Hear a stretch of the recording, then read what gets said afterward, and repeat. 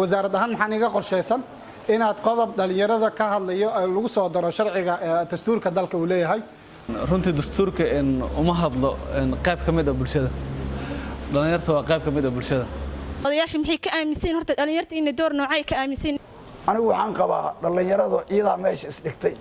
kulankan dood wadaaga ah oo ka dhacay hotel Tawakal ee magaalada Kismaayo ayaa waxa soo qaban qaabisay wasaaradda dhalinyarada ee ciyaaraha dawlad goboleedka Jubbaland oo taageero ka helayso shabakada Waybia waxaana looga hadlayay qaabka dhalinyarada Soomaaliyeed ay uga qayb qaadan karaan nabadda siyaasadda iyo dib u dhiska dalka madasha ayaa waxa ka soo qayb galay wasiir ku xigeenka wasaaradda dhalinyarada iyo ciyaaraha dawlad goboleedka Jubbaland Mudane Cabdiqaadir Maxamed Faarax agaasimaha guud ee wasaaradda Aadan Gaarane kan dastuurka iyo federaaleynta Xuseen Macalin Cali ururada ay ku mideysan yihiin dhalinyarada odayaasha dhaqanka iyo haweenka Jubbaland wasiir ku xigeenka wasaaradda dhalinyarada iyo ciyaaraha dawlad goboleedka Jubbaland Mudane Cabdiqaadir Maxamed Faarax ayaa amaanay howlihii faraha badnaa ee ay qabteen hoggaanka dhalinyarada Jubbaland tan iyo intii ay jireen laga soo bilaabo aasaaskii dawladnimada Jubbaland barnaamijyada dabdabta ay wadaan annaguna waa garab taaganahay wasaaradda ahaan dooda intii ay socotay ayay mas'uuliyiinta iyo odayaashuba su'aalo la weydiiyay oo la xiriiray mowduuca ka jawaabeen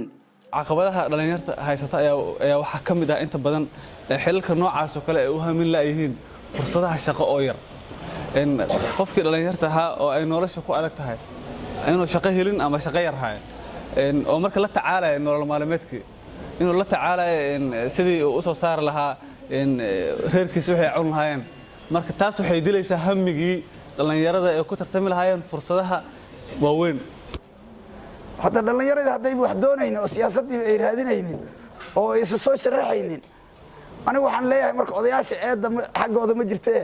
xaqiina wax ka hadlaysan yihiin siyaasadda ku soo biira soo sharaxa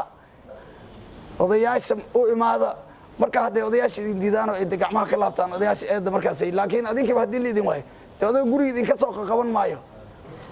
sanadkan soo dhaafnay meeshan mareynay maanta isku meel ma mareen marka insha Allah waan soconaa hadda waxaan magacaabeynaa oo idinku bishaareynaa in 15 degmo 15 wakiil oo wasaaradda ay leedahay inaan dhawaan wasiirka asagoo la tashanay madaxweynaha u magacaabi doono dhalinyarada hadday shaqeyn lahayd ay lacag haysato ayada u tartami lahayd lacagteeda xisaabteeda la tagi lahayd miiska la kori lahayd marka shaqo la'aanta kowka ah agaasimaha wasaaradda dhalinyarada iyo ciyaaraha dawlad goboleedka Jubbaland Mudane Aadan Gaarane ayaa sheegay in wasaaraddiisu ay leedahay hiigsi fog oo ku aadan doorka dhalinyarada ee siyaasadda dalka waxaa jira Jubbaland istaraatiijiyad aan u dejinay ilaa 2021ka waxa soo dhan waan dardar gelinaynaa laakiin waxaan la rabaa waxaan kula dardaarmayaa golaha dhalinyarada leaderska inay